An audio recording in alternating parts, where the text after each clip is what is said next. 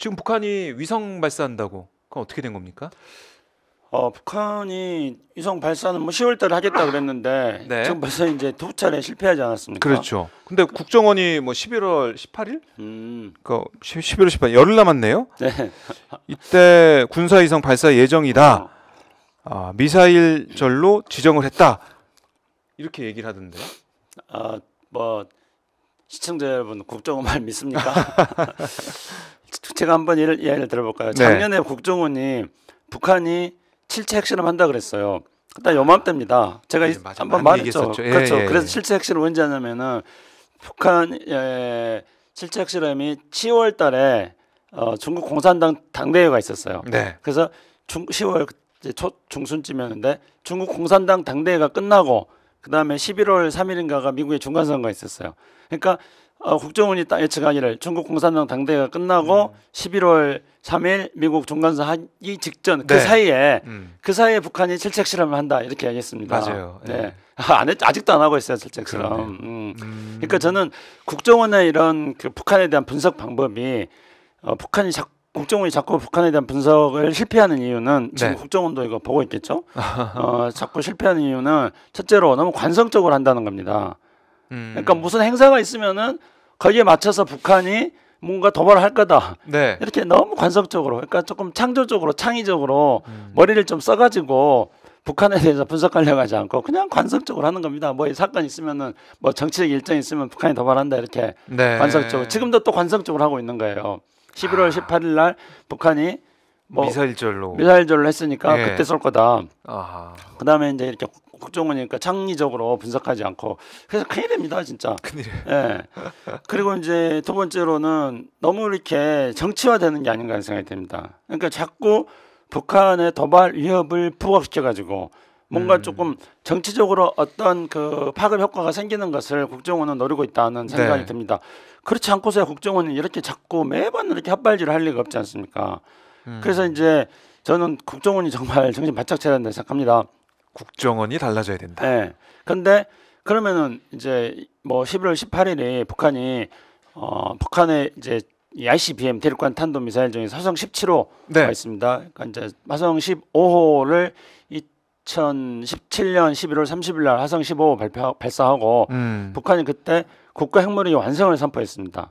근데 이제 화성 15호보다 ICBM 화성 15호보다 더 뚱뚱하고 그래서 그 국제사회에서는 그 뚱뚱한 ICBM을 괴물이라고 했습니다. 근데 그 괴물 ICBM 화성 17호를 발사를 성공한 게 11월 17일인가? 18일인가? 날짜 헷갈렸는데요. 18일인가? 국정원이 그렇게 하겠어요. 그러면은 그날을 이제 뭐 무슨 미사일 기념일론가 미사일 전론가 했는데요. 북한 전에도 그랬어요. 화성 15 발사하고 나서도 그때를 국가 핵무력 완성의 날로 선포를 했습니다. 그러고 나서 그때도 또 무슨 뭐 미사일절인가 뭔가 또 그렇게 했어요. 네. 그러니까 이번에도 또 뭐 그렇게 하는 겁니다. 그럼 북한이 자꾸 왜 이렇게 무슨 뭐 기념일들을 자꾸 선포하는 줄 압니까? 그러니까 국정원은 그날 무슨 또 군사해적을 실험하려고 그날 이런 기념일 같은 걸 선포한다 그러는데 그렇지 않습니다. 어떤 거냐면은 북한이라는 사회는 굉장히 역동적이지 않고 지루한 사회입니다. 국가가 모든 것을 계획하고 통제하고 완전히 지루한 대한민국은 얼마나 다이나믹한 사회입니까? 다이나믹하죠. 그래서 이 북한 사회 내에서도 북한의 이 지도부들도 이 뭔가 이렇게 단조로운 북한의 사회에다가 조그마한 어떤 역동성을 부여하기 위해서 뭔 일 있으면 팍 하면은 뭐 그게 무슨 뭐 미사일 절이다 무슨 절이다 막 이런 것들을 붙여가지고 그 사회에 조금이라도 그 다이나믹한 활기를 불어넣으려고 그러는 겁니다. 뭐 예를 들어 이런 거하고 비슷해요. 그러니까 결혼해가지고 조금 부부가 이제 오래 살다 보니까 삶에 있어서의 긴장도 떨어지고 좀 단조로워지니까 그러니까 무슨 뭐 은혼식이다. 무슨 뭐 금혼식이다. 무슨 뭐 다이아몬드식이다 해가지고 자꾸 그때를 기념하는 그렇게 하면서 결혼 생활에 좀 더 어떤 역동성을 좀 더 활기를 불어넣으려고 그런 거 하는 거 아니겠습니까? 그러니까 그걸 비슷한 거예요. 그러니까 북한도 그냥 뭐 미사일 절이다 뭐 해다 해서 만들어가지고 그런 것들을 또 기념하는 행사도 하고 뭐 그렇게 하면서 그 지루하고 단조로운 북한의 삶에다가 조금이라도 뭐 활력을 불어넣기 위해서 그렇게 하는 겁니다. 그러면 이제 북한이 언제 쏠 건가? 이거는 이제 그러니까 북한이 지금까지 도발을 할 때는 몇 가지 이유가 있었어요. 몇 가지 시점. 일단은 그러니까 기념일을 맞춰서 한 적도 있어요. 그래서 예를 들어서 김일성 생일에 맞춰서 네. 뭘 한달까? 이거 이제 촉포인 거죠. 근데 또 미국의 어떤 그 일정에 맞춰가지고 오바마 대통령이 체코 프라하에 가서 뭐 핵 없는 세계 연설하는 날 새벽에 쏴버린달까? 네. 또는 미국 독립 기념일 날 맞춰서 또 쏴버린달까? 이렇게 해가지고 주목도를 높이기 위해서 미사일이라든가 도발을 하는 경우가 있습니다. 네. 근데 지금 현재는 북한이 뭐가 제일 절박할까요? 그러니까 북한이 지금 김정은이 4월달과 5월달에 두 번이나 무슨 뭐 어디 미사일 생산하는 데 가가지고 인공위성 발사하는 거 점검하고 그래서 북한의 고위 간부를 뭐 임시 조직을 해가지고 그 군사위성 발사위원회 같은 것들을 김정은이 직접 만들어가지고 군사위성 발사를 하라고 했습니다. 네. 그 두 번 했었는데 두 번 다 실패했어요 군사위성을. 그래서 러시아에 가가지고 이제 러시아하고 군사위성 기술 협력 같은 것들에 대해서도 많이 논의했겠죠. 그럼 지금 상황에서는 뭐가 제일 급하냐?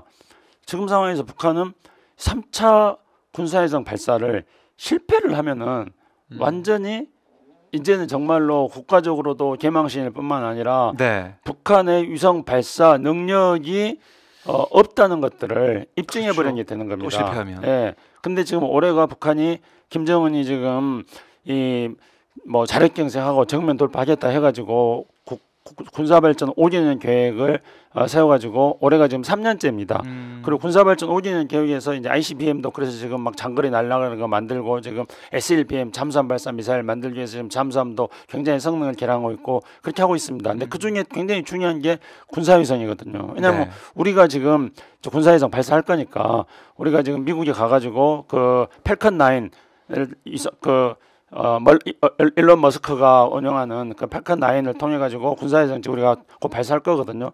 그런 상황에서 북한이 3차 군사위성 발사를 실패를 하면은 우리는 당연히 성공하겠죠. 우리는 성공할 텐데 북한이 실패를 하면은 남한하고 비교가 될 뿐만 아니라 김정은이 정말로 자기 뭐 완전 모든 그 국가를 막 총동원해 가지고 정면 돌파하자 그래가지고 네. 지금 그 국방 5개년 계획을 하고 있고 국방 5개년 계획 3년차에서 굉장히 핵심적인 사업으로서 군사위성인데 그게 실패를 하는 거예요. 그렇죠. 그러면 김정은이 지금 추가하고자 노선에 큰 좌절을 겪게 되는 겁니다. 그러니까 네. 북한이 지금 시점에서 가장 중요하게 생각하는 것은 뭐냐면은 어떻게 하면 이걸 성공할 것인가. 근데 날짜를 딱 맞춰놓고 11월 18일 날 쏘겠다면은 그럼 또 안 맞네요. 그러면 이제 그렇게 다급하게 하면 실패할 가능성이 높아요. 만약에 다 준비가 돼 있어서 그날 쏘겠다건지는 그렇죠. 모르겠지만 그렇죠. 그게 아니라면 그렇죠. 그 날에 맞춰 쏠 리가 없다. 그렇죠. 완벽하게 준비하고 쏠 거다. 그렇죠. 그러면은 이제 국정원은 뭘 국회에 가서 어떻게 보고해야 되냐면은요. 현재 두 차례 실패해서 북한이 실패한 이유는 뭐고 그리고 그동안에 러시아하고 협력을 통해서 이 실패했던 요인들을 네. 얼마만큼 북한이 개선했는가 이 점을 말해줘야 돼요.